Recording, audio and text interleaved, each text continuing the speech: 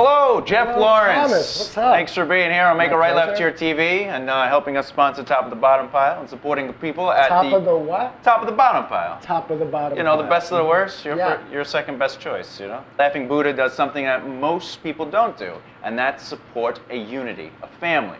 So tell me, where did it start for you? Real simple. I think like most of us, we come into this business very wide-eyed, very, green, Yeah. naive, and we want to make people laugh. And the way you get on stage is you bring friends and you could get on stage. Well, when you're new, that's awesome. Yeah. That's great. Oh my God, all my friends. I'm going to be a comedian. You could come see me at Gotham and Caroline's and Stand Up New York. And what happens is once you bring these friends and everything, you find out that, in a way, you're being taken advantage of.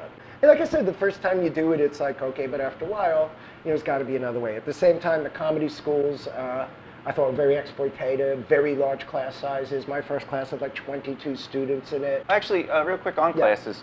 Did you feel the classes helped hone your skill as a comedian and your business skill, or was it just something where you learned think that terms? the classes were great to give me the confidence that I could do this. It's like jumping out of the plane for the first time, Yeah. and that's it. Everything I learned had to be retrained. I had a teacher, and this is one of the reasons I want to start a school. I had a teacher. I had like a joke about Chinese people in Chinatown where I live, my home, and he said to me, "You can't do this joke." And then one day in the class, he wasn't there, and the substitute teacher was an actual professional comedian. And I did the same joke, and he applauded. And I said, "I was told I can't do it." He was like, "What?" And so, I think it's real important, and one thing about us, he never censor anyone. The thing I like about the Laughing Buddha is that it's actually the exact opposite for me for the religious aspect. I look at it and it seems welcoming. Yes, and sure. it has that feeling. Well, this is very important. Great point, Thomas. One thing you notice when you come into the Lantern, what's the first thing you feel when you come into the room? With first people you meet, are you treated nice here? Oh, absolutely. Are you greeted? Yeah. Are the people friendly when Yeah. you come in? Those douchebags that are like, we give you an example. I was doing running a mic at one of our old venues, and I went up on stage, and this guy just like lied down, and I said, dude, could you, we support each other. Could you, I'm the producer of the show. Could you at least pretend to care that you are open? Yeah. And then he gets up and he goes like, ah.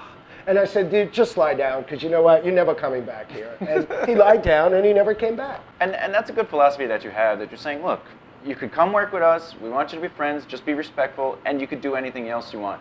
Let's ask you more about how you got where you are, the success factor. We talk about the 3 needs of success, which is network, market, practice. Can you give us one example of a networking moment or opportunity that changed your entire comic career? I don't think there's one defining incident. This is not like, okay, you did this, and now you're successful. This is a very slow climb, and this is no bullshit on my end. I don't even consider myself successful. Right. I'm 7-year comic. I got at least 3 more years to hone this act, 5 more years to define it. The big defining moment, what changed us, is the industry show thing.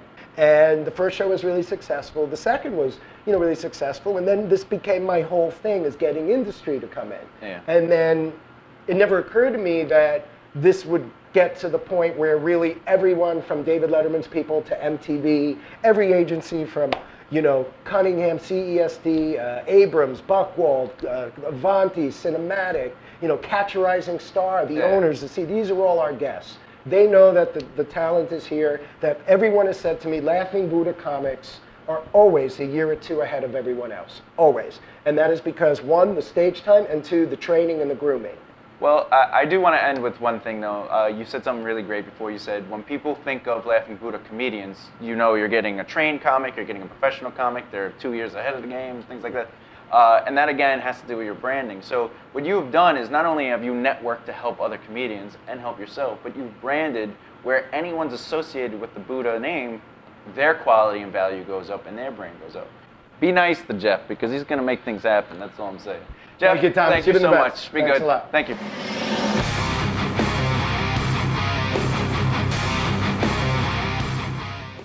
Oh, dear. So are you a Buddhist yourself? Absolutely not. Good. Are you kidding me? I waste my time with that shit.